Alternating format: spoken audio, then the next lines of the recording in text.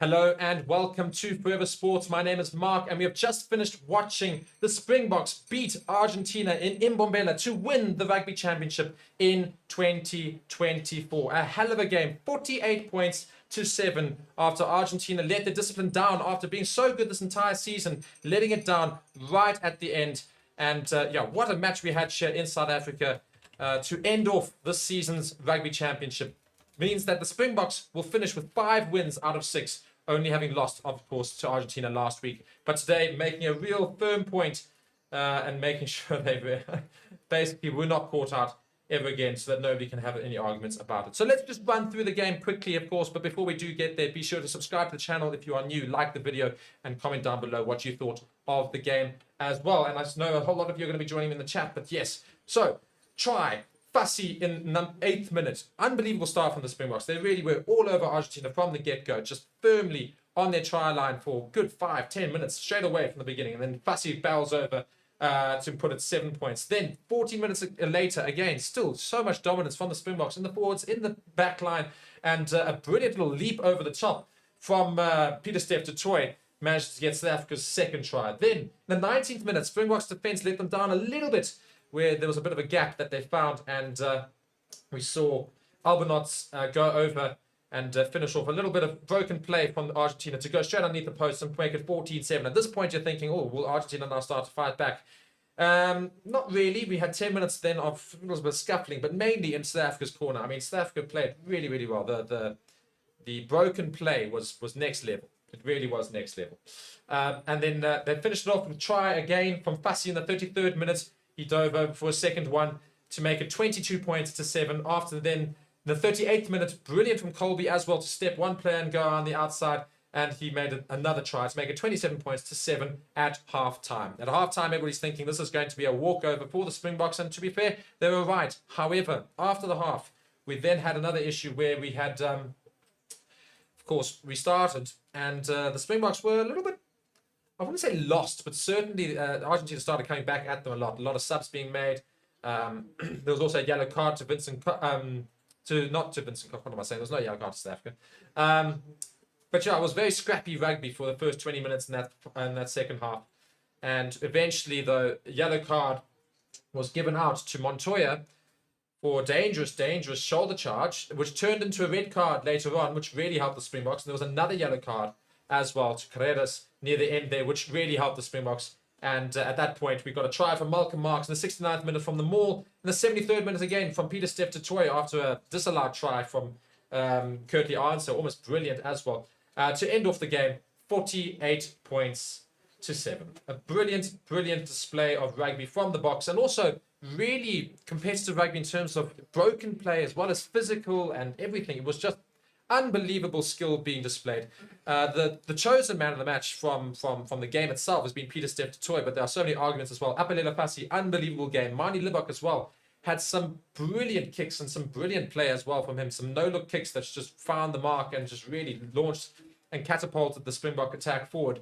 Coming off the bench as well, Pollard has now scored more than 750 points for the Springboks. Evan Netspeth has now matched Victor Matfield's 127 caps for the Springboks. Sia Khaleesi getting interviewed. He also had a storming game. I tell you, he's also even up there for an argument for man of the match. Unbelievable player, Sia Khaleesi, and captaining the side quite a number of times, of course. So a great day out for Springbok fans. Argentina, on the other hand, their discipline really did let them down a little bit.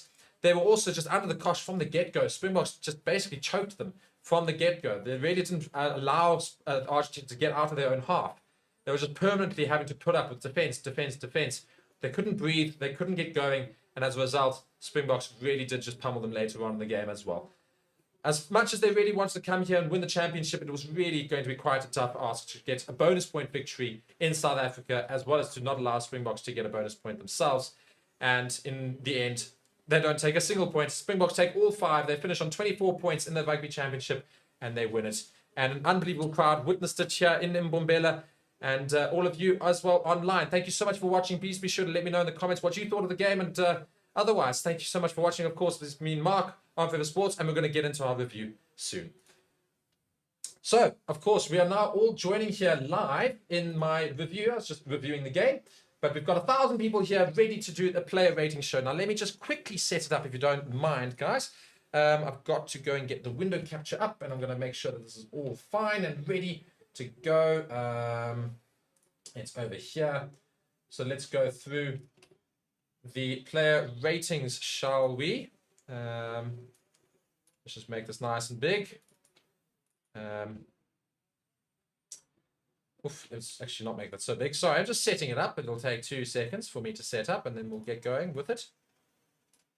There we go. We're going to have a little bit of screen capturing here, and then we'll get going with our player ratings. Be sure to go and obviously click on the link there and to go and vote for your man of the match as well in the comment section. A lot of people voting for Fassi and otherwise. Just give me 2 seconds.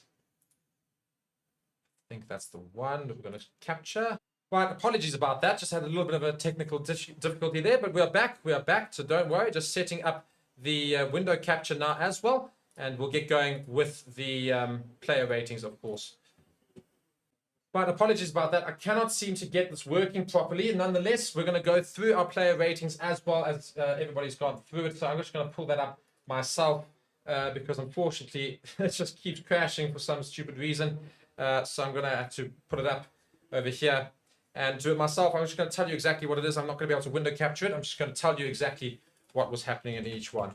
So we're going to start, of course, with saying in the game. In the comments, let's just go through the comments as well and see what people were saying about the game so far. Livok without kicking duties is sublime. Indeed he is. Ethan asking, am I related to Stephen, like a younger, slimmer version, but sound virtually exactly the same? I am Stephen's younger brother. So, yes, you're more or less spot on. I am Stephen's younger brother. People also say, Stephen, you lost weight. What's happening here? So, yes, I'm Stephen's brother. My name's Mark. And yes, of course, you're joining us here for this player rating show. And thank you guys so much for joining me here, of course. Sorry about the little bit of issues that we had earlier, but we're going to continue on here now. And I'm not going to be able to pull up the exact player ratings, but I'm going to go and find the ratings here, and we're going to go through it anyway, just to make sure that we all get to have our voices heard about it. So let's go through Springboks versus Pumas, the player ratings, and yeah, let's go through. So for Oxenshare, I think Oxenshare had a hell of a game today. Really good game. Great scrumming. The scrum was unbelievable today for the Springboks. So I'm going to give him a solid 8. Let's see what the audience said. The audience said average user score of 8 as well. So, yeah, bang on with what I was saying. So 8 for Oxenshare. 100% did very, very well today. I back it. So Oxenshare with a solid 8 score. And let's go to our number 2, of course, that being Bongi Mbonambi. Bongi Mbonambi also, I mean, he had a really good game as well in terms of, I mean, he didn't really manage to get anywhere near the try line sort of thing, but certainly was also, I think, the forwards in general were very good today. So I think I would also give him a solid 8. If I'm giving Ox an 8, I'm giving Bongi an 8 as well. And Bongi, no, bless, he got a 7.2. That's, I mean, it's still a good score, but I mean, yeah, I mean, look, it doesn't shine too much, I suppose. So we'll go with a 7.2. I've probably been too favorable, but I think also everybody played really well today. But we give him a 7.2. Ox got an 8. Bongi Mbonambi, a 7.2. Again, guys, if you're wanting to go and have your opinions on this, please be sure to go to the voting poll there and go and vote for your players and what they should have got, and we'll see exactly what sort of scores we'll go through. So Frans Malherbe, also, again, he's there for the scrums and the tackles. He did his duty as per usual. Solid in the scrums. Given the fact that Bongi got a 7.2, I'm going to say 7 for Frans Malherbe as well. He stayed on for a good while, though. 7.2 as well for Frans Malherbe. So I think that's very fair, I think. Also, a good game for him.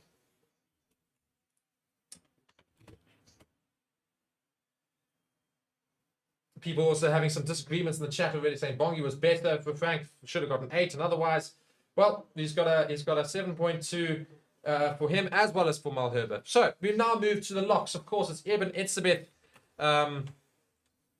After having his record-breaking cap today, he gets, from me, he was on for a long time. Made a lot of tackles, involved in a lot of rucks. I will say this: he wasn't actually a standout, but he was really, really good today. Played for a long time, so I'm going to give him a solid 8. But I think people will rate him higher. 7.9. So yeah, thereabouts. I think that's fair. I think that's very much where he should more or less be. I think 8 is very appropriate for Evan. Had a great game, but nothing. He wasn't next level. Ruan here, I think, also quietly went around his business. I think people will only give him a 7, but he quietly went about the business, did what he needed to do, was great in the lineouts, won all the lineouts, which is what he's there for as well. And, so I think he had a very solid game. I think people might not give him as high a score because he's not a big name as everybody else, but I'm going to give him a solid 7. I'm going to say 7. He gets a 7.3. Good. I enjoy that because he does. He deserves a decent score, to be fair to the man. Let me just add that there, 7.3 for Nokia. So now we move, of course, to Siya Kolisi, Captain Kolisi. Storming game. Really, really good game from Siya Kolisi. Lots of turnovers, lots of big tackles, really all over the place.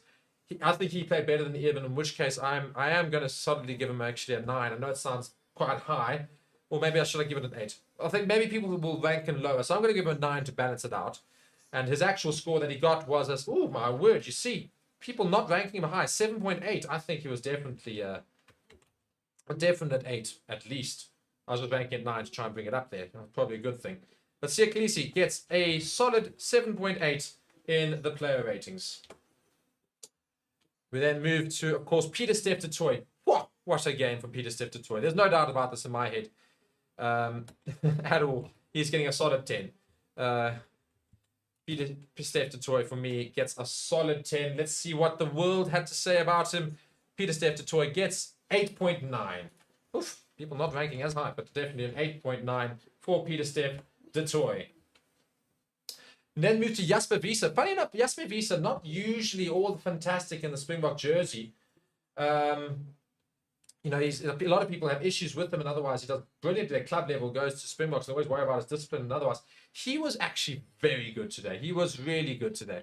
Made a lot of good carries, broke through a lot, made some great tackles, got through. Was a proper good match for him. I think I'd say an 8 or a 9 would be right for him. I'm going to give it an 8 just to be fair because I'm seeing the other ones that I'm seeing. But I think he might be a little bit above an 8 from Frank. 7.8. It's a little bit lower than where I might rank him, but nonetheless, I think it's still a solid score there. People saying Mani was my man of the match. People also saying Fassi perhaps. Well, we'll get there now. We'll be able to see from our player ratings who's technically been voted as the best. Right now, leading the way is Pieter-Steph du Toit with an 8.9. People are far too harsh. Nobody deserves a score below 8. I think the problem is you get so used to really good performance that you suddenly just start ranking like that. So let's go to Hendrikse quickly. Hendrikse also had a really solid game. I think I'd give him a solid 7.5. I can't vote 7.5, and given how harshly everyone's voted, I'm going to say an 8. But he had a really, really solid game. He gets an 8. Indeed. So Jaden Hendrikse with an 8. Mani Libbok. Now, for that he wasn't kicking at post and everybody went after him last week, had a storming game. Really, really good game. Proper game. No-look kicks, brilliant passes, well-delayed passes, reading the game brilliantly, great decision-making. Proper good game from him. I'm going to give him a 9. He gets an average score of an 8. That's actually low for where he should be. I think that's just people's opinions. But nonetheless, Libbok gets a solid 8. He was very good.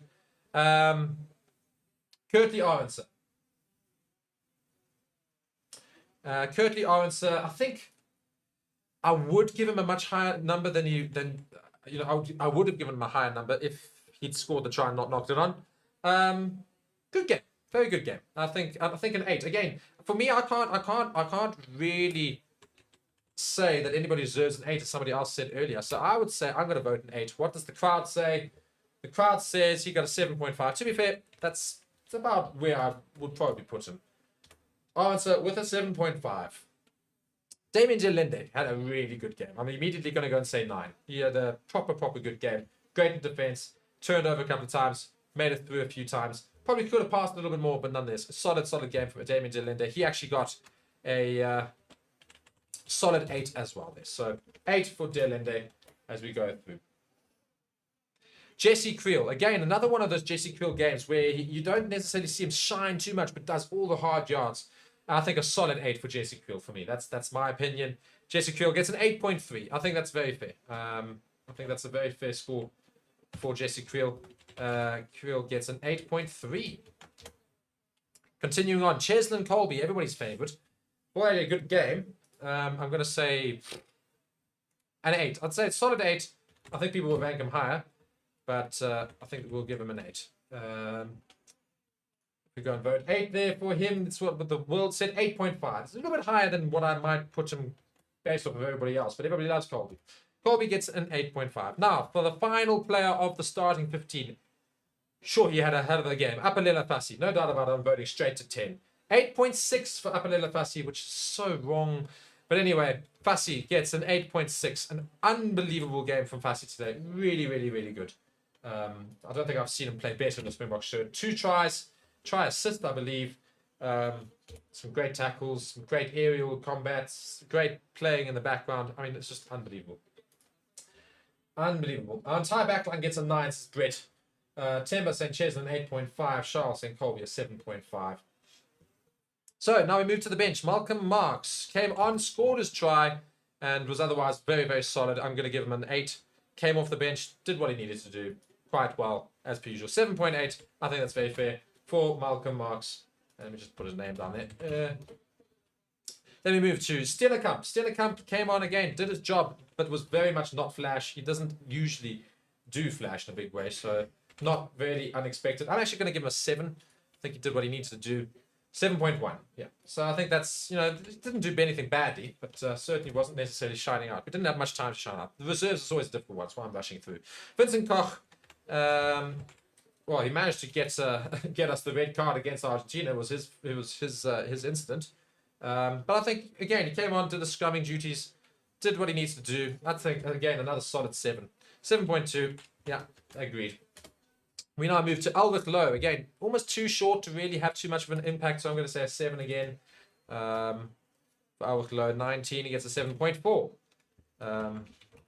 I'd agree to that, to be fair. Then Quagga Smith, again, also not too much time to have that much of an impact. I'm going to say, again, another 7. I'm just going to do that across the whole board. He gets a 7.6. Yeah, fair. We'll go with these. Kobus Reinach. Yeah, also very solid when he came on. I think it was very good. Everybody was good. We know this. Was he outstanding? No. In which case, I'm not going to go above 8. So I'm going to say another 7 for Reinach. He gets a 7.1, which is about right. Then the last 2 players, Pollard. We've got Pollard here. Came on, got his kicks, did again as he needed to.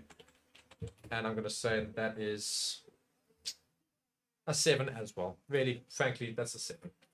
He gets an 8.1. To be fair, he actually did launch a little bit of attack, so I'll go with it. But also, everybody loves a Pollard, just like they do Cheslin Colby. So Pollard gets an 8.1. Lukanya also had a very a brief tenure there, but also a fantastic run up the middle, and also a couple of turnovers and things. He actually gets an 8 for me. I think he was really good off the bench.